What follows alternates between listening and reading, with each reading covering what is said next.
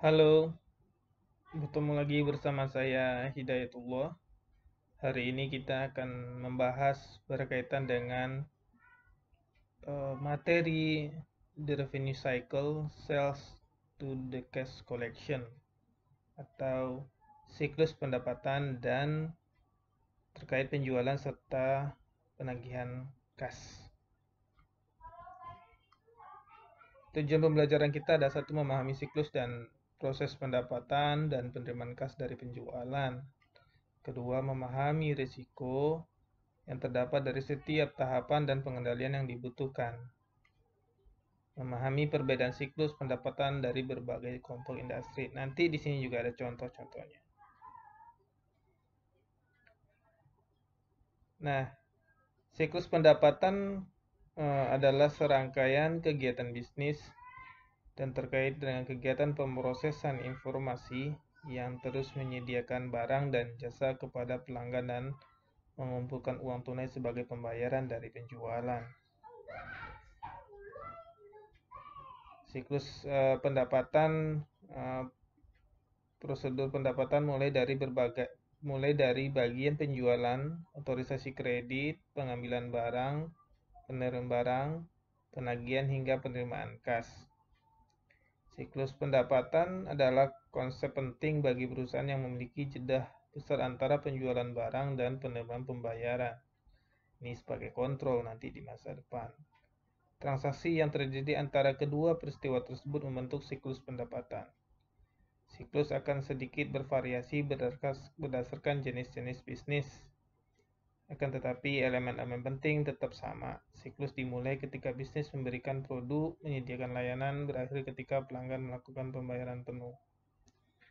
Nah, ini ada beberapa jenis industri yang dikelompokkan. Pertama satu professional services atau jasa profesional, konsultan, akuntan publik, kemudian hukum dan sejenisnya, kemudian perusahaan manufacturing, pabrikan, kemudian healthcare companies, itu seperti klinik, rumah sakit, dan sejenisnya. Kemudian software development, ini berkaitan dengan bidang IT. Nah, ini paling umum nih. Ini 4 jenis industri ini memiliki siklus yang berbeda. Nah, tujuan utama dari siklus pendapatan adalah untuk memberikan hak produk atau memberikan barang atau jasa di tempat dan waktu yang tepat dengan harga yang tepat. Untuk mencapai tujuan ini, manajemen harus membuat beberapa keputusan penting, termasuk di antaranya satu, mengetahui sejauh mana produk dapat dan harus disesuaikan dengan kebutuhan dan keinginan setiap pelanggan. Kedua, mengontrol banyak persediaan yang harus dimiliki dan tempat untuk menaruh persediaan tersebut. Ketiga, gunakan cara yang tepat untuk mengirim barang kepada pelanggan. Jadi setelah mengelola persediaan juga harus diperhatikan cara mengirim barang kepada pelanggan. Keempat, menentukan jumlah kredit yang harus diberikan kepada setiap pelanggan. Kelima, menentukan persyaratan kredit yang harus diberikan kepada pelanggan. Keenam, menentukan bagaimana pelanggan membayar sehingga mereka dapat diproses untuk memaksimalkan arus kas.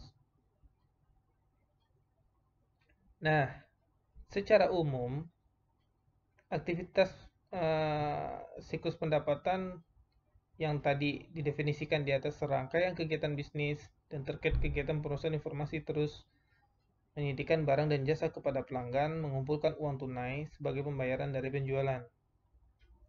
Nah, tujuan utamanya kan tadi kita sudah tahu, untuk menyediakan produk tepat waktu dengan harga yang tepat juga.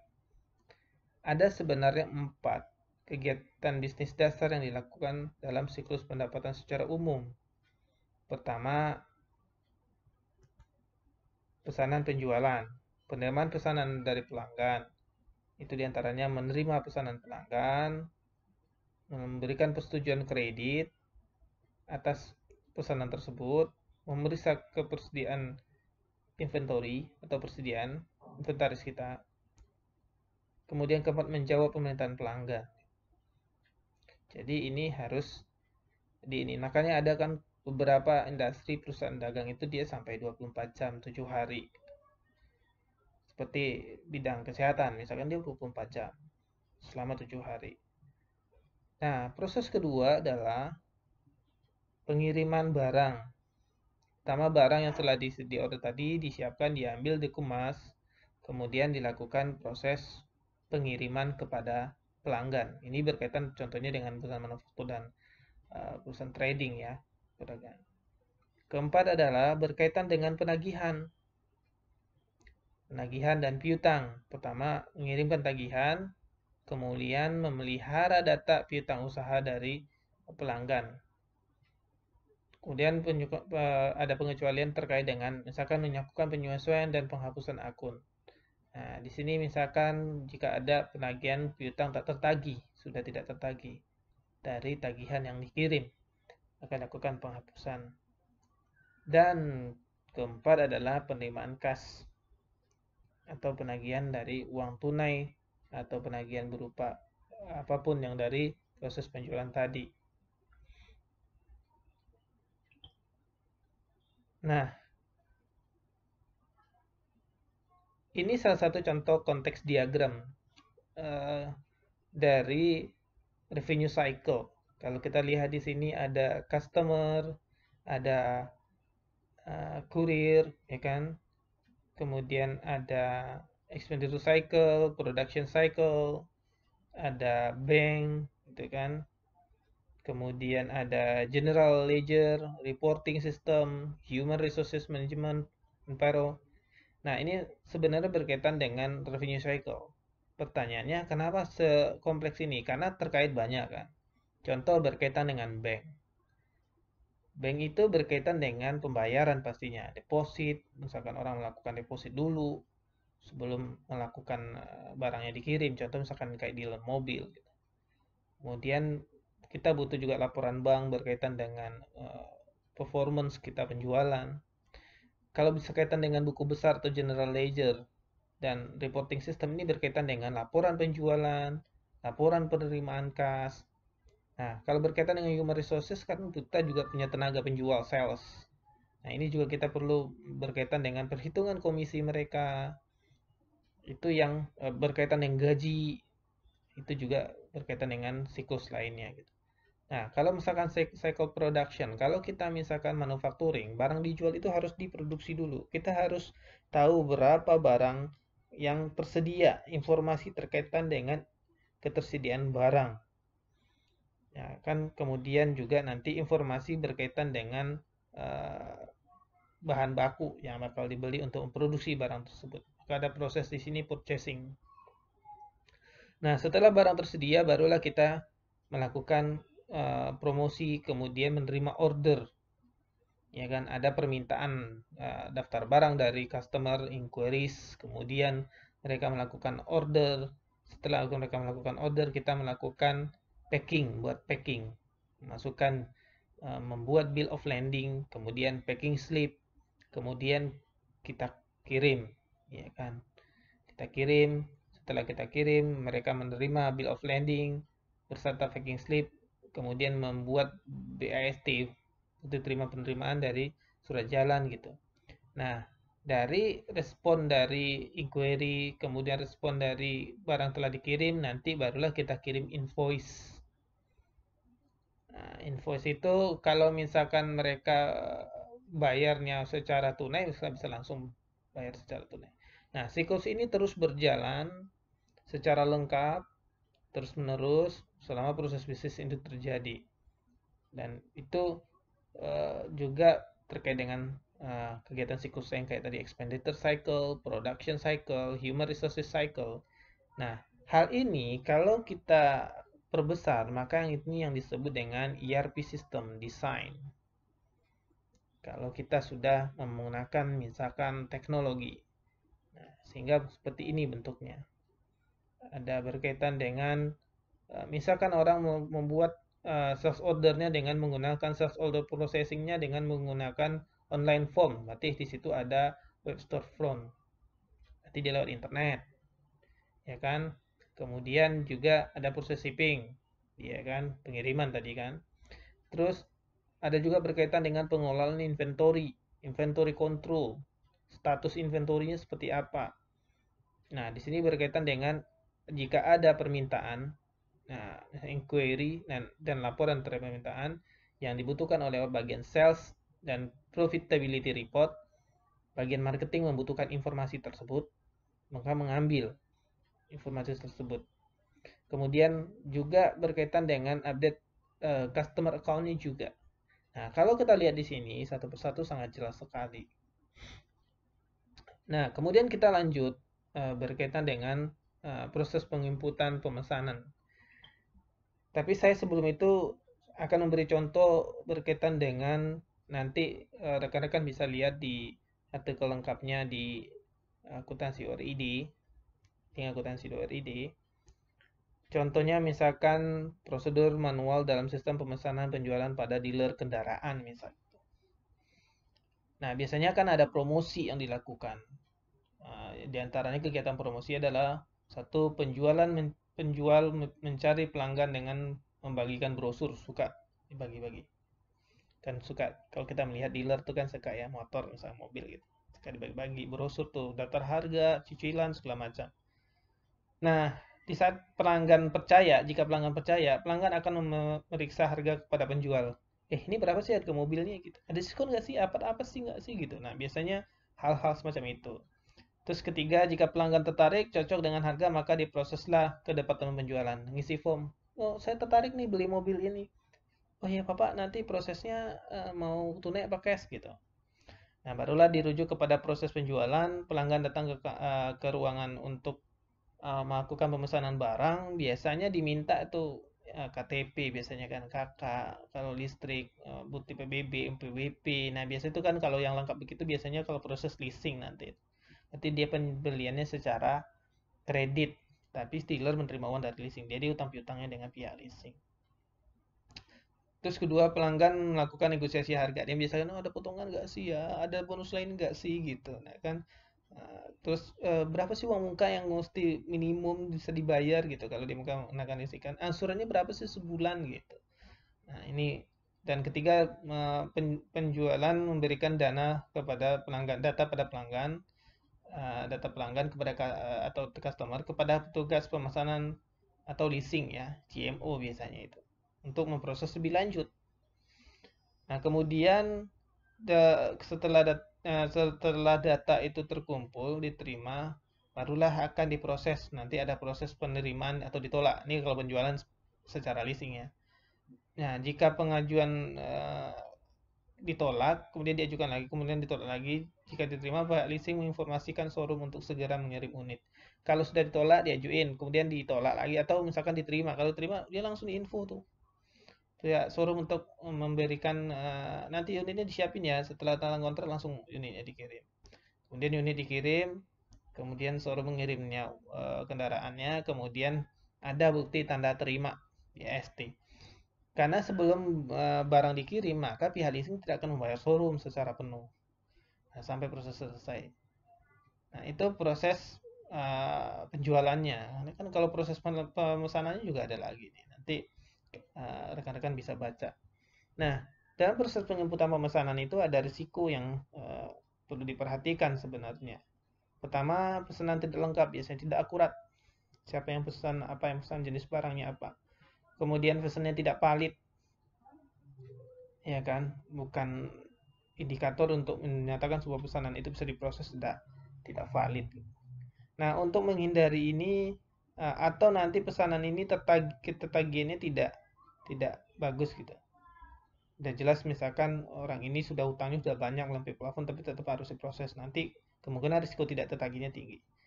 Maka dalam hal ini kita harus menyiapkan beberapa kontrol supaya tidak terjadi uh, apa proses seperti itu. Nah, ancaman lainnya persediaan over kelebihan. Jadi banyak di situ slow moving barang-barang yang tidak cepat keluar dan tidak cepat terjual. Itu juga risiko sehingga barang-barang itu nilainya menjadi turun. Kemudian kehilangan pelanggan itu risiko juga. Orang tidak puas, kemudian kualitas barang kita tidak sesuai dengan mereka, itu bisa terjadi kehilangan. Atau harga kita terlalu tinggi, terlalu mahal, juga bisa.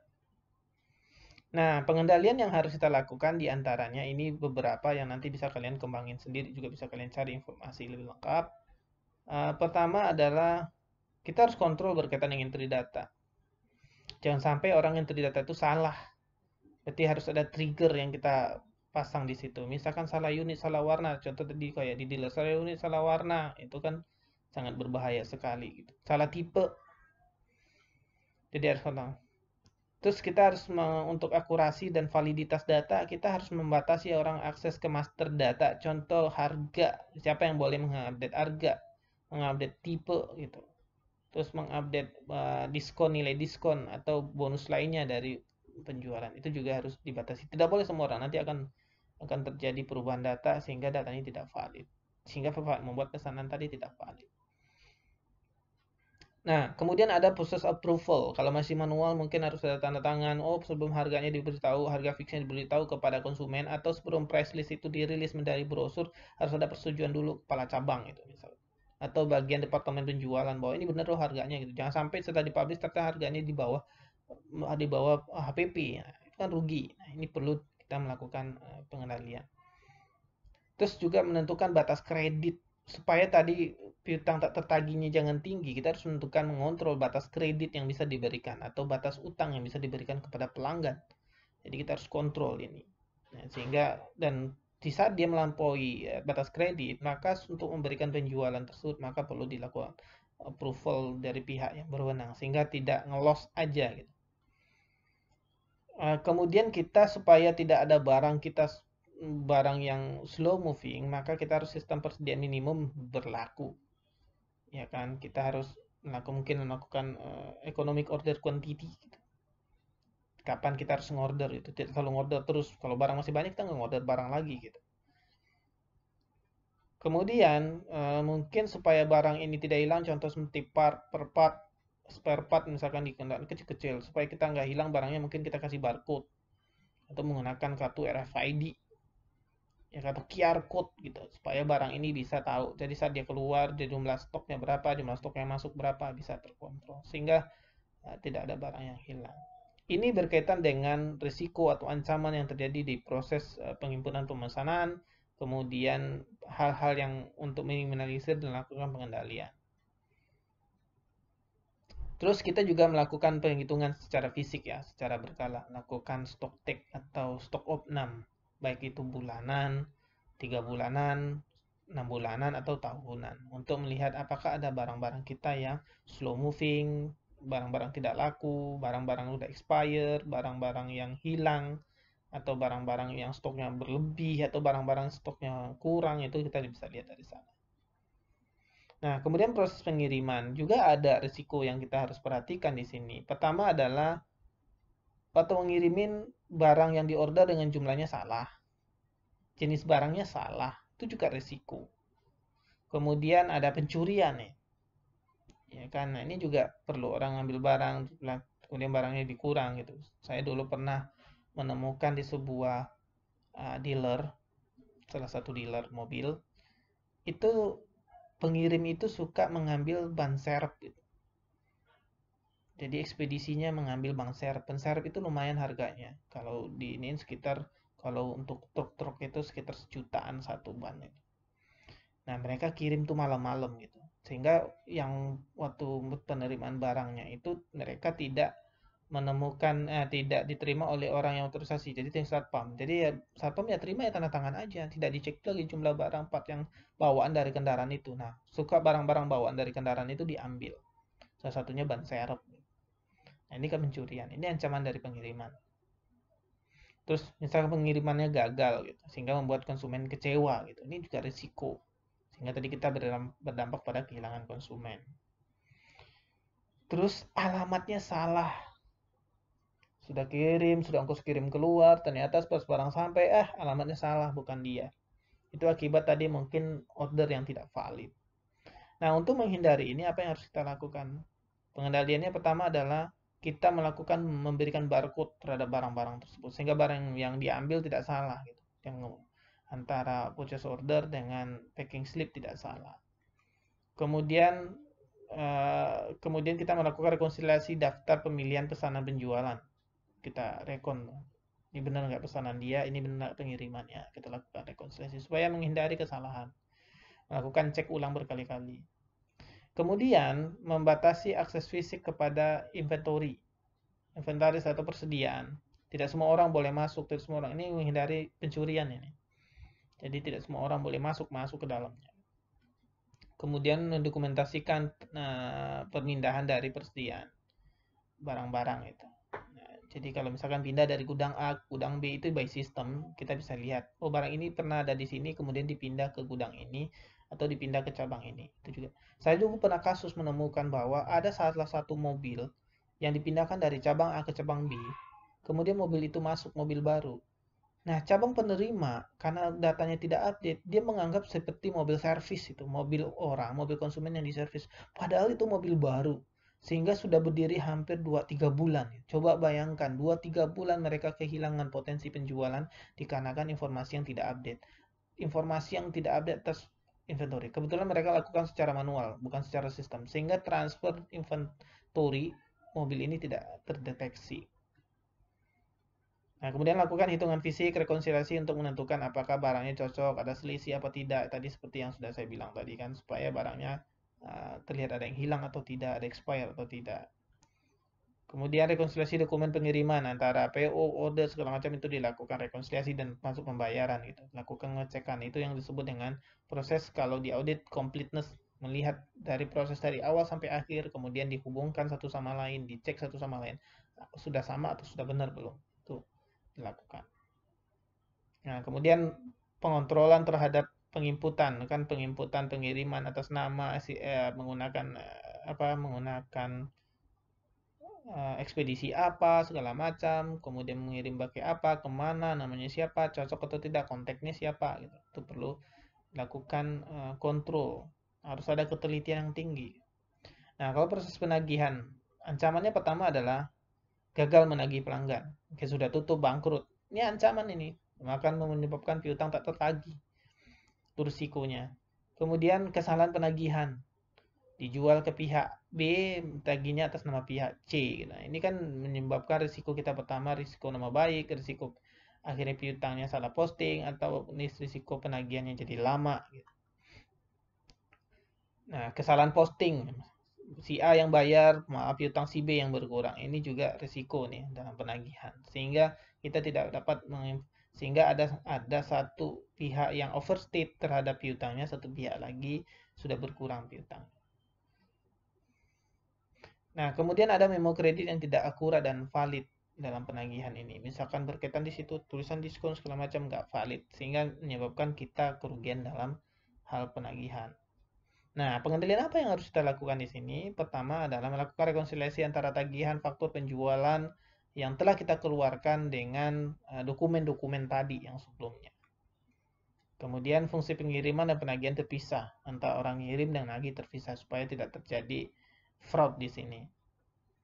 Kemudian kita kontrol yang input supaya nggak salah nanti, nggak salah masuk dia gitu, nggak salah masukin nama, salah nagih, nggak salah memberikan batas waktu tenggak. Kemudian untuk misalkan harga nggak boleh dirubah, dia harus punya konfigurasi khusus, tidak semua orang bisa rubah, hanya orang-orang tertentu yang punya kebijakan yang bisa merubah, supaya nanti penagihan kita nilainya tidak salah, atau harus benar gitu, perkalian antara unit jumlah dengan harga harus benar. Nah, kemudian harus setiap waktu kita melakukan rekonsiliasi saldo piutang, mengajukan pengecekan, lihat historis piutangnya, apa benar sudah ada pembayaran, ada pembelian lagi, pembelian lagi, saldonya sama enggak.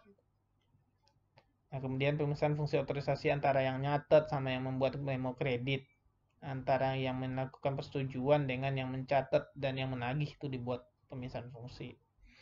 Nah, berkaitan dengan penerimaan kas, pertama adalah pencurian uang tunai. Bisa saja kan, saya dulu pernah menemukan bahwa ada sebuah dealer menjual mobil, kemudian orang berikan DP secara tunai. Nah, ini banyak terjadi lapping di sini. Banyak uangnya dipakai, dibawa kabur, segala macam. Kemudian penjualan tidak tertagih. Ini kan masalah nanti terkait dengan arus kas. Uangnya, penjualannya banyak, uangnya tidak ada.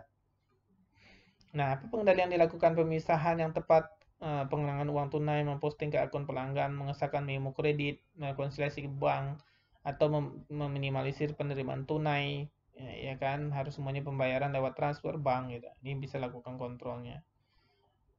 Atau kita misalkan kalau dia naruh uang tunai ditaruh di laci atau kotak yang terkunci, atau kita menggunakan brankas, terus setiap orang pembayaran memo setorannya harus di email, dikirim segala macam sebagai bukti, ya kan?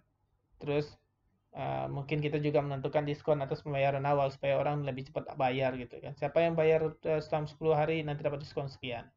Nah, inilah resiko dan ancaman yang perlu kita kelola dalam melakukan siklus penjualan itu. Mudah-mudahan inilah materi yang bisa saya sampaikan secara video. Untuk lebih jelas bisa dibaca lebih detail di akuntansi ORID, ada di situ penjelasan dan contoh berkaitan dengan industri rumah sakit misalkan juga ada.